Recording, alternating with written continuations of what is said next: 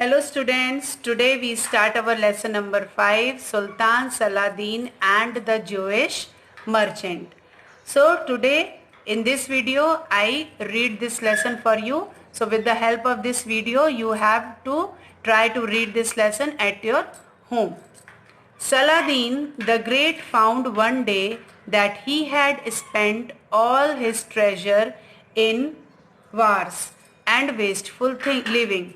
So he was in need of a large sum of money. He was wondering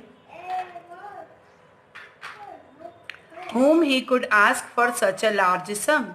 Then he remembered Melchizedek, a Jew in Alexandria who had plenty of money. Melchizedek was so miserly that he would never lend money willingly, and Saladin did not wish to use force without some excuse. So he thought of a trick.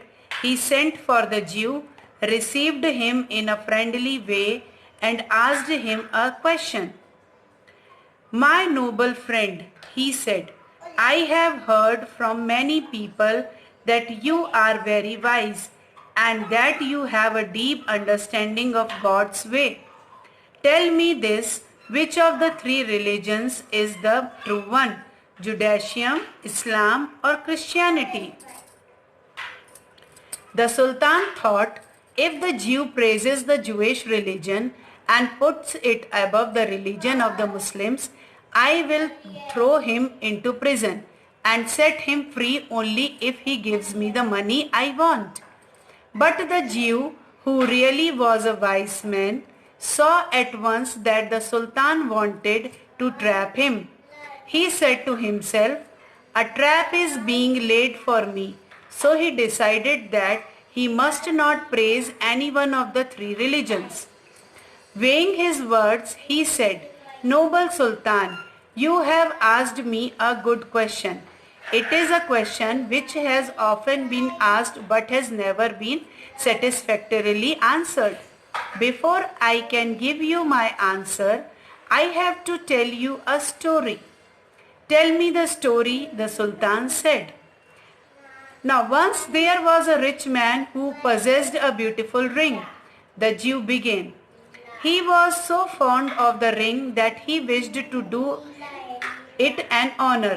So he made it known that before he died, he would pass the ring on to the worthiest of his sons. The son who received the ring would inherit his wealth and be the head of the family after the rich man's death. One of his sons received the ring and became the head of the family. He, in turn, gave similar orders about the ring to his sons and, at the time of his death, acted as his father had done. In this way, the ring was passed on from father to son for several hundred years. In the end, it came into the hands of a man who had three sons, all equally worthy and equally devoted to him. Each of them begged the father to leave the ring to him. The man loved all three of his sons equally. He promised the ring to each of them. So he got a goldsmith to make two other rings exactly like the one he had inherited from his father. The three rings were so similar that the goldsmith himself could not tell which was the original one. When the old man was dying, he secretly gave each of his sons a ring. So after their father's death, each of them claimed the inheritance, and to prove their claim, each of them showed his own ring. Everyone found the three rings to be so similar that no one could tell which was the true one. The question of the inheritance could not be settled, and it has not been settled to this day. Noble Sultan, it is the same with the three religions given by God, our Father, to the three people. The followers of each religion think that they have the inheritance to the true religion, and they accuses the other of falsehood. They quarrel over the question and even use violence. But this question, I think, is as difficult to settle as the question of the true ring.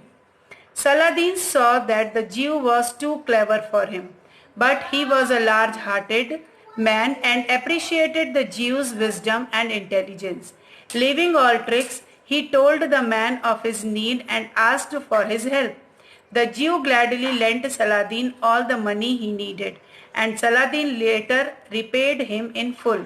To the end of his days, the Jew enjoyed Saladin's friendship and favor. So student, I think you have to understood that how to read the lesson. So you have to practice it at your home.